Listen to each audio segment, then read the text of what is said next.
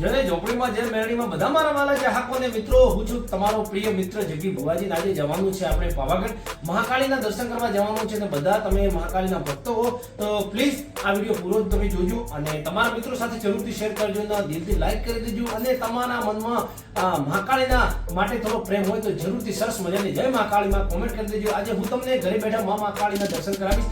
તો મિત્રો, મારો બ્લોગ ધાર્મિક અને સારા સ્થળો પર જઈને હું બ્લોગ બનાવું છું અને તમને ઘરે બેઠા બતાવું છું. તો પ્લીઝ મને થોડો સપોર્ટ કરો. તો હું જે જગ્યાએ ઊભો છું આ છે ગીતા મંદિર, અને આ ગીતા મંદિરે રાતે હું રોકાણો હતો હોટલમાં. તો ચાલો હું તમને હવે લઈ જાઉં છું મોબાઈલની માર્કેટમાં.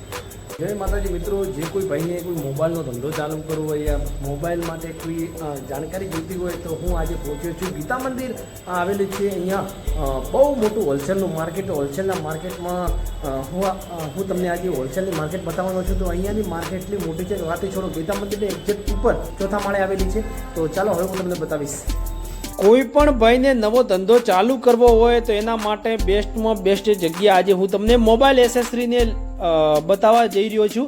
તો જોઈ લો, આ મોબાઈલ એસેસરીની મોટી માર્કેટ આવેલી છે ગીતા મંદિર ચોથા પાંચમા માળે આવેલી છે. તો અહીંયા એક ગળીમાં ઘૂસો બીજી ગળીમાં ભૂલી જાઓ. અહીંયા આટલી મોટી માર્કેટ આવેલી છે. જોઈ લો, કવર જોઈએ, ટફન જોઈએ, મોબાઈલ એસેસરી, ચાર્જિંગ વગેરે, બ્લૂટૂથ, ઇયરફોન બધું અહીંયા મળી જવાનું છે. આજે મને થોડો ટાઈમ ઓછો છે પણ છતાંય હું તમને બતાવી રહ્યો છું, કારણ કે મારે આજે જવાનું છે પાવાગઢ દર્શન કરવા. તો થોડો મને ટાઈમ હતો તો ચાલો મેં વિચાર કર્યો કે મારા મિત્રોને આ માર્કેટ એકવાર બતાવી દઉં. જોઈ લો, સવારના 9, 9:30 વાગે અમે માર્કેટ આવ્યા હતા. એના હિસાબે અમુક દુકાનો ચાલુ હતી, અમુક દુકાનો બંધ હતી. એના હિસાબે તમને માર્કેટ થોડું બંધ ચાલુ દેખાતું છે. તો મિત્રો, હવે આપણે બસનો ટાઈમ થઈ ગયો છે. એના થોડી જ વારમાં બસ આવવાની છે. તો એના કારણે હવે આપણે નીચે જઈશું. નીચે જઈને સરસ મજાનો જોઈ લો 2 પફ લઈ લીધા, કારણ કે રાતના થોડા ભૂખા હતા. તો પેટ ભરીને મસ્ત નાસ્તો કરી લીધો અને હવે આપણે જવાનું છે સીધું પાવાગઢ. બસ આવી ગઈ છે ઓલરેડી, જોઈ લો. તો બસ આવી ગઈ છે ને હવે બસમાં આપણે બેવાનું છે. 13 નંબર ઉપર બસ લાગી ગઈ છે. તો આપણે પાવાગઢ જવા તૈયાર થઈ ગયા છીએ. જોઈ લો, આગળની ખુરશી પણ લઈ લીધી, હું ને મારો મિત્ર, ખાસ મિત્ર વિરેન્દ્ર. જોઈ લો, હવે પહેલું ટોલ નાકું આવી ગયું છે અને ટોલ નાકું કાપ્યા પછી હવે ચાલે છે ઇન્ટરનેશનલ રસ્તો, જે આપણે અમદાવાદથી વડોદરાનો બહુ પાવરફુલ રસ્તો છે. અહીંયાનો રસ્તો આપણા પૂરા ગુજરાતમાં વખણાય છે. તો ચાલો હવે હું તમને આ નેશનલ હાઈવે બતાવું. તો મિત્રો, ટોલ નાકું આપણે કાપી દીધું છે ને હવે આપણે ચડી ગયા છે નેશનલ હાઈવે ઉપર. તો નેશનલ હાઈવેની વાત જ કોઈ અલગ છે સાહેબ. મને તો આખા ગુજરાતમાં નંબર 1 આરવા એક નેશનલ હાઈવે લાગે છે. નેશનલ તો મારા અંદરથી હું ઇન્ટરનેશનલ કહું તો ઇન્ટરનેશનલ જ આ રસ્તો છે, કારણ કે એના જેવો રસ્તો ગુજરાતમાં મેં ક્યાંય નથી જોયો. બહુ સુંદર રસ્તો છે, કારણ કે અહીંયા 6 લાઇન રસ્તો છે ને અહીંયાની સ્પીડ ચાલવાની બહુ પાવરફુલ સ્પીડ છે.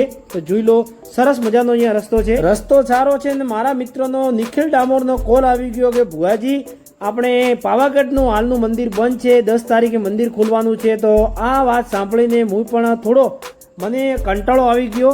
તો કોઈ વાંધો નહીં, આપણે ડાકોર ધરણીધરના દર્શન કરીશું. ચાલો હવે રાજા રણછોડના દરબારમાં. જય ઝોપડીમાં મિત્રો, નડિયાદ પહોંચી ગયો છું અને નડિયાદના બસ સ્ટેશનમાં પહોંચ્યો તો મને થોડી રાજસ્થાન યાદ આવી ગઈ, કારણ કે અહીંયાનો ડેપો મને રાજસ્થાન જેવો જ લાગે છે. કોઈ લોબા પર લખાણ નથી ડેપાને, રોડ બોડ બધા તૂટેલા છે. અહીંયાની તંત્ર બહુ વાળું છે, ધાંધરા જેવું, રાજસ્થાન જેવું. ચાલો તો હવે સરકાર બહુ મોડી છે. નડિયાદની સરકારમાં લોકો લખાણ દેખાતા નથી. જોઈ લો, ડેપો આખો ભંગાર જેવો ડેપો છે. મને કોઈ ડેપો ના ગમ્યો, આખો ભંગાર જેવો ડેપો છે નડિયાદનો.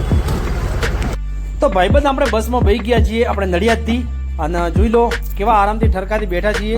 ઝોપડીમાં મિત્રો, આપણે ડાકોર પહોંચી ગયા છીએ. ડાકોર સારો છે. ભૂખ લાગી છે ઘણી, લે ખાવા જવાનું છે. ચાલો તો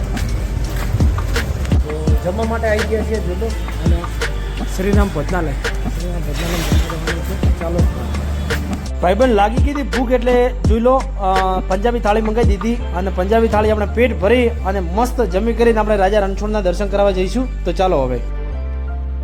ડાકોરનો બસ સ્ટેશન બહુ નાનું છે પણ બહુ સારું છે. અહીંયાનો રોડ વગેરે બેમાં કરવાનું તો ઠીકઠાક છે. નડિયાદ કરતી તોય સારું છે, લાખ દરજે. અને અહીંયા મારા ખાસ મિત્ર નિખિલ ડામોરને કોલ કર્યો હતો કે અમે ડાકોર આવી ગયા છે. તો પોતે ગાડી લઈને આવી ગયા અને ગાડી ઇકો ગાડી લઈને હવે અમે જઈશું સીધા રાજા રણછોડના દરબારમાં ગેટ આવી ગયો છે, જોઈ લો. અને અમે ગાડીમાં બેઠા છીએ. ચલો તો હવે તો પાવાગઢની વાત કરતો હતો તો પાવાગઢ આજે મંદિર બંધ છે તો તેનો અમને ધક્કો લાગ્યો છે અને અમે રિટર્ન પાછા ડાકોર આવ્યા છીએ. તો પાવાગઢનું મંદિર આજે કોઈ કારણોસર બંધ હતું. 2 દિવસ 10 તારીખે ખોલવાનું છે. તો હવે આપણે ડાકોરના દર્શન કરી લઈએ. ઠાકોરના તો ડાકોરના ઠાકોરની અહીંયાથી બજાર ચાલુ થઈ જાય છે. તો અહીંયા બધી ધૂપો માટે, પ્રસાદી માટે અને નાના છોકરાઓના રમકડા માટે બધી વસ્તુ અહીંયા મળી જાય છે. અને સરસ મજાની બજાર પણ છે, જોઈ લો. તમે પણ જોઈ શકો છો મિત્રો. તો બજાર ખૂબ સારી છે અને અહીંયાથી રસ્તો ચાલુ થઈ જાય છે. તો હવે આપણે સીધા જાય છું રાજા ધીરાજના અમે દરબારમાં પહોંચી ગયા છે. અને આ છે સૃષ્ટિનો રાજા, આખી દુનિયાનો રાજા, રાજા રણછોડ. રાજા રણછોડના દરબારમાં પહોંચ્યા. મંદિર બંધ હતું. 4:30 વાગે મંદિર ખુલવાનું છે. તો હવે આપણે જઈશું ગોમતી તળાવ, એની બાજુમાં આવેલું છે, તે પણ દર્શન કરાવીશું. અને રણછોડજીના પગલાનું તે સ્થાન નાવનું મંદિર આવેલું છે, તેના પણ દર્શન કરાવીશું. તો થોડા દિવસો પહેલા મિત્રો મેં તમને ગોમતી ઘાટ દર્શન કરાયા હતા દ્વારકાના. અને અહીંયા ગોમતી તળાવ આવેલું છે. એક્ઝેક્ટ આ છે રાજા રણછોડનું મંદિર, ધામમાં આવેલું છે. તમે દર્શન કરી શકો છો. તમને દેખાતું જ છે આ રાજા રણછોડનું મંદિર આવેલું છે, ડાકોરના ઠાકોર. અને આ આવેલું છે ગોમતી તળાવ. ચાલો તો હવે ગોમતી તળાવ જોઈએ. જય શ્રી કૃષ્ણ મિત્રો, આપણે રાજા રણછોડના દ્વારે પહોંચી ગયા છીએ. અને આ છે ગોમતી તળાવ. તો દ્વારકામાં આવેલો છે ગોમતી ઘાટ ને આ છે ગોમતી તળાવ. તો તમે ગોમતી તળાવના દર્શન કરો. સરસ મજાનો વિશ્રામ કરવા માટે બનાવેલું છે. એની એક્ઝેક્ટ બાજુમાં ભગવાન શિવનું મંદિર આવેલું છે. આ છે રાજા રણછોડ. જય રાજા રણછોડ.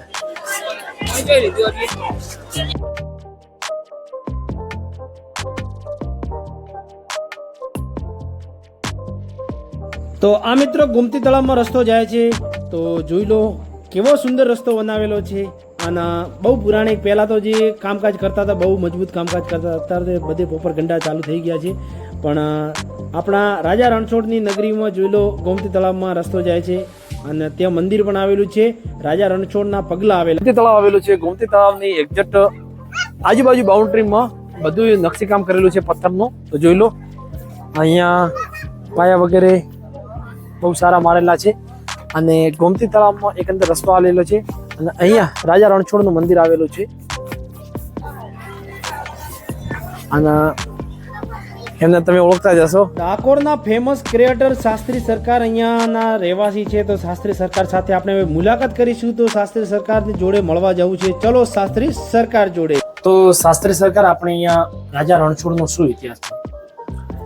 કહેવાય છે કે દ્વાપર યુગમાં ડંક મુનિ કરી એક ઋષિ હતા. એટલે પહેલા ડાકોર નામ નતું, ડાકોર નામ હતું ડંકપુર. એટલે ડંક મુનિ ભોલેનાથની ખૂબ સેવા કરતા હતા. એટલે તેમની સેવાથી ભગવાન ભોળાનાથ પ્રસન્ન થયા. અને ડંક મુનિને ભગવાને કહ્યું કે એક સમય આવશે, એ વખતે કૃષ્ણ ભગવાન અહીંયા ડાકોરમાં આવશે. અને પછી એક ભગત થયા, ભગત બોડાણા. તેમની ભક્તિ એકદમ નિસ્વાર્થ હતી. તે દર પૂનમે હાથમાં તુલસી ક્યારો લઈ દ્વારકા જતા હતા.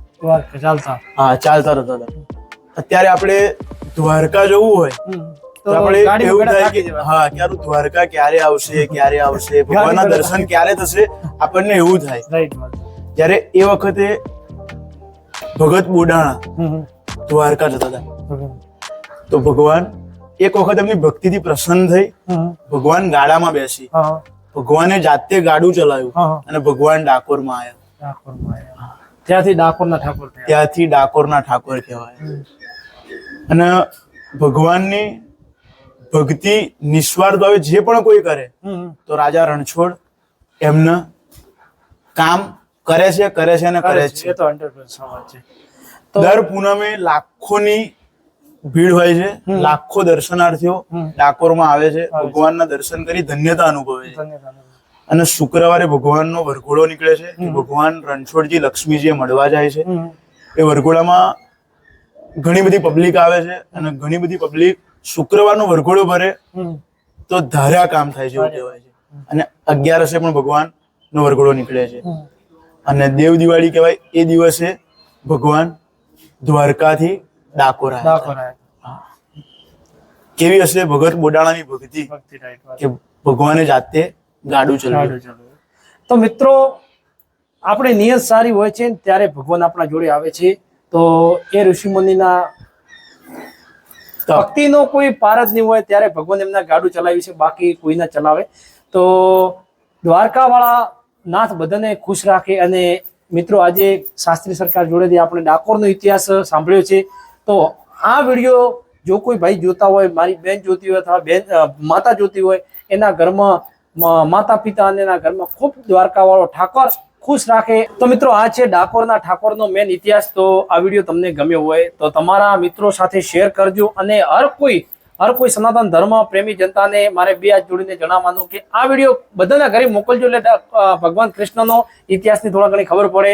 તો જય દ્વારકા. અને બીજું હું તમને એ કહેવા માંગતો હતો કે કહેવાય છે કે તમે 4 ધામની યાત્રા કરો ને, 4 ધામની યાત્રા કરો, છેલ્લે એવું કહેવાય છે કે ડાકોર રણછોડજી તમારે દર્શન કરવા જ પડે.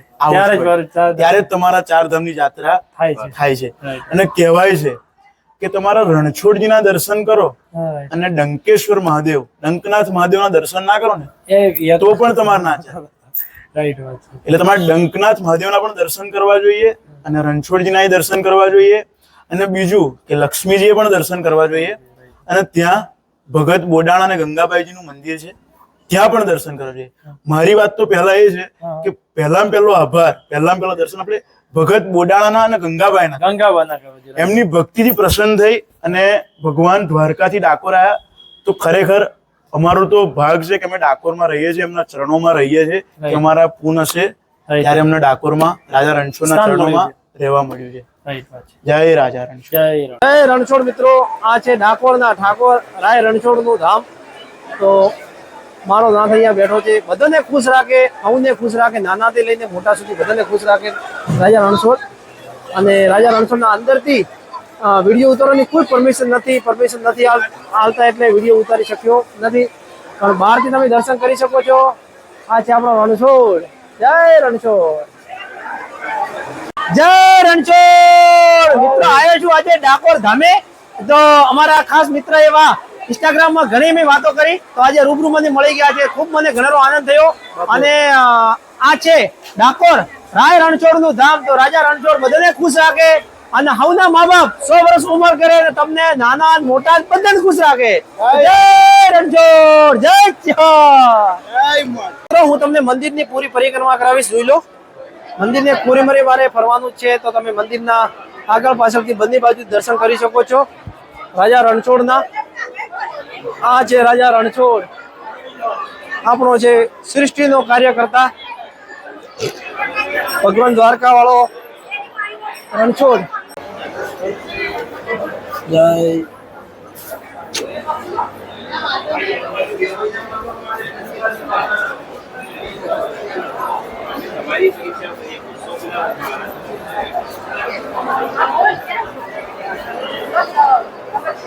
તો મિત્રો આ છે ભગવાન કૃષ્ણનો હિંડોળો. તો અહીંયા હજી ભગવાન બેસાડવાના બાકી છે. કેટલા વાગે ભગવાન બેસાડશે? 5-10 મિનિટની વાર છે. થોડી જ વારમાં આ હિંડોળામાં ભગવાન કૃષ્ણને બેરાવાના છે, બિરાજમાન કરવાના છે. અને કેટલો સરસ હિંડોળો બનાવ્યો છે. ખરેખર આ વૃંદાવન બનાવી નાખ્યું છે. જય રણછોડ.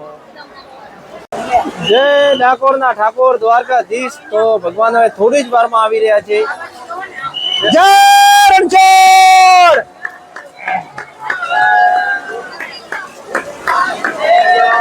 જય રણછોડ. જય રણછોડ.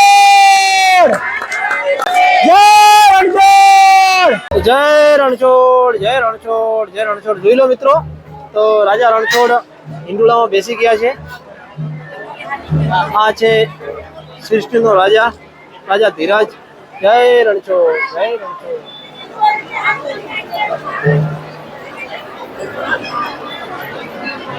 Thank you.